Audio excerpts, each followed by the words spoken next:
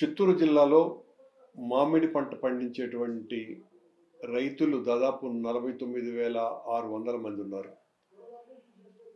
వేలాది ఎకరాలలో పండించినటువంటి పంటకు సరైనటువంటి గిట్టుబాటు ధర లభించకపోవటం మూలంగా ఈ ఏడాది రైతులు పడ్డటువంటి కష్టాలు అన్నీ ఇన్ని కావు.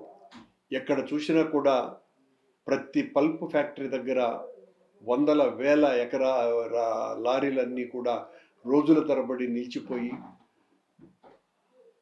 తమకు గిట్టుబాటు ధర కల్పించాలనే ఒకవైపున ఆందోళన, తమ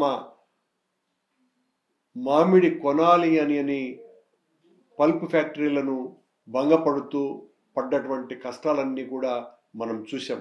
వేలాది ఎకరాలలో పంట పల్ప్ ఫ్యాక్టరీల దగ్గరికి కూడా వెళ్ళలేకుండా ఆ పొలాల్లోనే తోటల్లోనే పంటంతా కూడా పూర్తిగా రాలిపోయినటువంటి పరిస్థితి. అక్కడే పండ్లన్నీ కూడా కుళ్ళిపోయినటువంటి పరిస్థితి. మాకు వద్దు ఈ పంట కానీ వందల ఎకరాలలో ఈ సంవత్సరం రైతులు మామిడి తోటల్ని కొట్టివేయటం కూడా జరిగింది.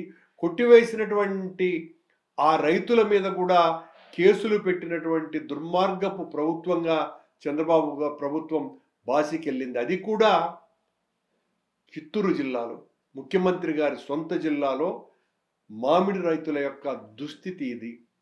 ఇంత దారుణంగా ఉన్నటువంటి పరిస్థితుల్లో ఆదుకుంటామని చెప్పినటువంటి చంద్రబాబు గారి ప్రభుత్వం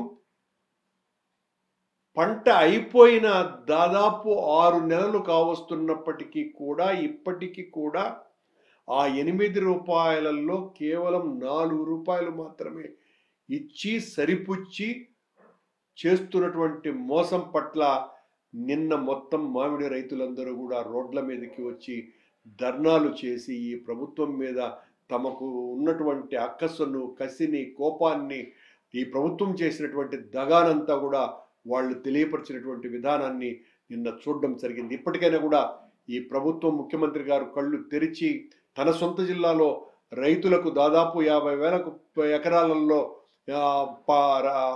పంట ఈ తోటల్లో పండించినటువంటి మామిడి రైతుల పట్ల ఉదాసీనంగా వ్యవహరించకుండా, నిర్దాక్షిణ్యంగా ప్రవర్తించకుండా వాళ్ళ పట్ల సానుభూతి చూపిస్తూ వాళ్లకు జరిగినటువంటి నష్టానికి తగిన పరిహారం చెల్లించాలి.